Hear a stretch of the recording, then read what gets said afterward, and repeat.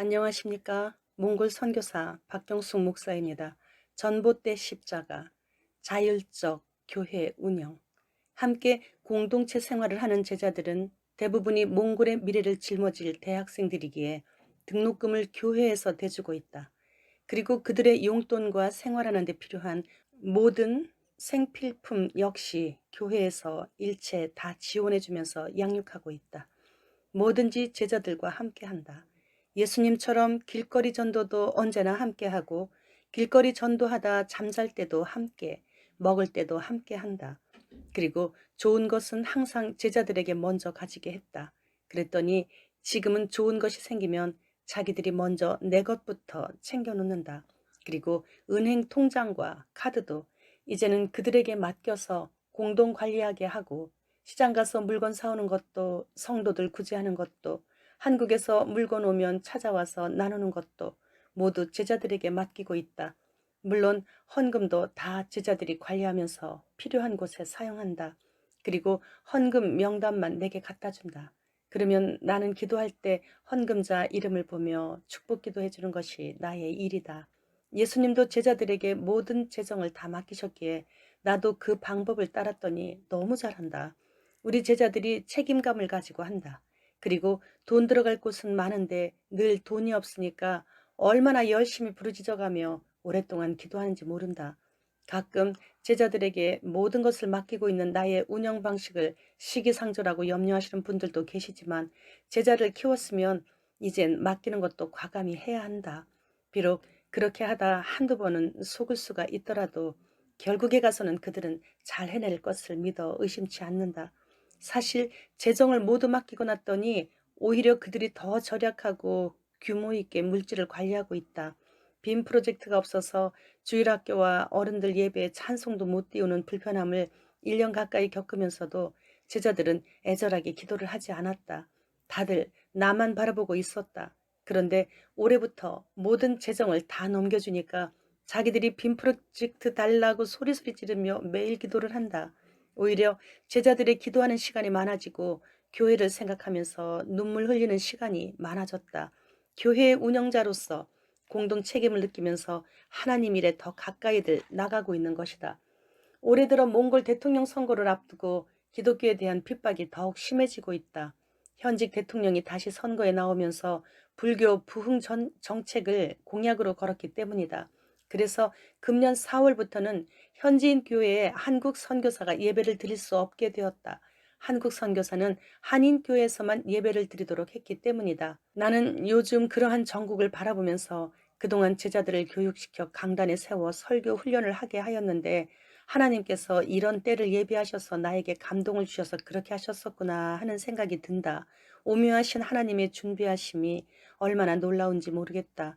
그래서 현재 내가 잠시 교회에 관여하고 있지 않지만 우리 바롱살라 옛사랑 교회와 5개의 지교회 그리고 가정교회들은 큰 혼란 없이 제자들이 매주일 예배를 인도하며 교회를 이끌어가고 있다. 나는 제자들이 이렇게 훌륭하게 교회를 섬기는 것을 보면서 이제 하나님께서 내게 또 다른 사역지를 준비하시고 계심이 확실하다는 생각이 든다. 그것이 몽골에 더 오지로 들어가서 사역하는 일인지 아니면 이슬람권으로 들어가서 선교하다 순교하는 일인지 하나님께서 나를 앞으로 어떻게 사용하시려고 하시는지 알지 못한다. 하지만 나는 하나님께서 내게 맡기시는 일이면 그것이 어떤 일이든지 순종할 것이다. 그래서 나는 하나님께서 나를 통하여 이루려고 하시는 그 새로운 사역이 무엇일까 하는 기대 속에 오늘도 행복하다. 덤으로 받은 축복. 내가 몽골에 와서 유목민들과 함께 천막 생활을 하면서 복음 사역을 감당하고 몽골에서도 오지만을 골라 주님의 복음을 전하러 다니는 동안 신앙이 없어 늘 마음 아파했던 엄마가 놀랍게 변화되는 축복을 하나님께서 덤으로 주셨다. 설교할 때마다 11조 떼어 먹어서 병든 사람 예화는 우리 상건이고, 돈에 인색해서 헌금 아까워서 교회 못 다니는 사람 예화는 우리 엄마였고, 지금은 돌아가셨지만 몽골 남자들처럼 술, 담배, 그리고 여자 좋아하고 그래서 병들어서 여러 사람 힘들게 하신 분의 예화는 우리 아버지였다. 아버지는 지금은 천국 가셨지만 들으실 때마다 괴로우셨을 거다. 아버지는 특히 알코올 치료센터에 가서 설교할 때는 언제나 예화의 주인공이 되었다. 그런데 엄마 그리고 아들 상건이가 하나님의 은혜 가운데 놀랍게 변화된 것이다. 바롱살라 예수사랑교회를 건축할 때 많은 후원자들의 도움으로 뼈대를 완성해 놓고 마지막으로 지붕을 올리는 일만 남았을 때 일이다. 지금까지 하나님께 기도하면 기적적으로 어디선가 물질이 와서 건축을 진행했었다. 그런데 이제 마지막으로 지붕을 덮어야 하는데 이번에는 응답이 오지를 않았다. 그래서 그냥 금식하며 기도로 매달렸다. 처음부터 나는 몇 년이 걸리더라도 우리 성도들의 믿음 키워주기 위해 교회 건축을 시작한 것이었기 때문에 형편이 되는 대로 벽돌 몇 장이라도 쌓아놓고 또 돈이 생기면 쌓고 그렇게 할 심산이었다. 그런데 주님의 은총으로 7개월 만에 7천만 원의 후원금이 들어와 기적적으로 교회 뼈대는 모두 완공했는데 지붕 올릴 돈이 안 오는 것이다. 그래서 연거푸 3일 금식을 2번을 했다. 그동안도 너무 잦은 금식으로 말랐었는데 그때 당시에는 완전히 뼈만 남았다. 그런데 2번째 금식 후 보호식을 하던 첫날 밤에 2손을 들고 하나님, 이번에는 누구 지갑을 여시는데 이렇게 그 사람이 빨리 순종을 안 합니까? 빨리 열어주셔서 보내게 해주세요. 하며 기도하고 있는데 한국에서 전화가 왔다. 옳지. 누군지 모르지만 그 사람이 바로 당신이군요. 하고 전화를 받았더니 이런 주머니에 돈이 들어가면 절대 안 나오는 그래서 그 흔한 우유도 한번 제대로 못 사잡수시는 그리고 교회도 1년 정도 다니시다가 헌금이 너무 많이 나간다고 더 늙어서 다니겠다고 하시며 교회도 안 나가고 계시는 76세 우리 엄마였다. 나는 참으로 그 목소리를 듣는 순간 실망이 되었다. 그리고 그동안 한 번도 전화를 안 하셨는데 무슨 급한 일이 있으신가 해서 긴장했다. 그런데 엄마가 교회 건물이 어느 정도 올라갔는지 궁금한데 나에게서는 연락도 없고 해서 전화하셨단다. 교회 건축하면서 유일하게 말씀드린 분은 절대 도와주지 않으실 우리 엄마와 나를 위해 오랜 세월 기도해 주셨던 나의 사촌 중앙대학교 내비게이터 간사이신 정심의 언니 4분 뿐이었다. 그래서 그냥 네, 벽은 다 올렸는데 지붕을 못 올려서 지금 금식하면서 기도하고 있어요.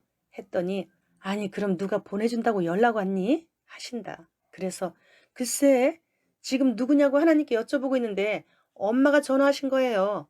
했다. 그랬더니 잠시 조용히 계시다가 그게 얼마나 되는데? 하신다. 그래서 1,300만 원 정도예요. 했더니 깜짝 놀라시면서 잘 있으란 말도 없이 바로 전화를 끊으셨다. 그리고 2시간 후 다시 굳은 목소리로 전화하셔서 지금 네 통장으로 은행 가서 붙였다. 몽골은 한국에서 좀 먼 곳이니까 내일이나 모레쯤 들어갈 거다. 하시며 이제 다시 너와는 전화를 하지 않겠다. 하신다. 할렐루야. 이번에는 누군가를 찾으시다가 당첨된 우리 엄마 지갑을 여시느라고 하나님께서 그렇게 조금 시간이 필요하셨군요. 하며 감사기도 드렸다. 생각지도 않게 엄마가 돈을 보내주셔서 교회 지붕을 덮고 드디어 예배당을 완공하였다. 지갑 열기를 죽기보다 싫어했던 그래서 다니던 교회도 중단했던 그런 엄마를 통해 예배당이 완공되다니 기적이고 축복이 아닌가? 엄마는 그 이후 몰라보게 변화되셔서 해마다 전도하러 다니는데 사용하라고 지금까지 꼭 선교헌금을 보내주시고 계신다. 그리고 감사한 것은 올해 부활주일에는 세례도 받으셨다. 지난번 전화에서는 자신을 위해 흘려주신 예수님의 피와 찢겨지신 살을 몸속에 모셨다고 하면서 다음 주일엔 꼭 감사헌금을 좀 많이 드려야겠다고 하시며 헌금을 위해 한동안 우유를 사 먹지 않겠다고 하셨다. 엄마를 변화시켜 주신 하나님께 감사했다. 모든 영광은 주님 홀로 받으소서. 감사합니다. 또 영상 올리겠습니다. 고맙습니다.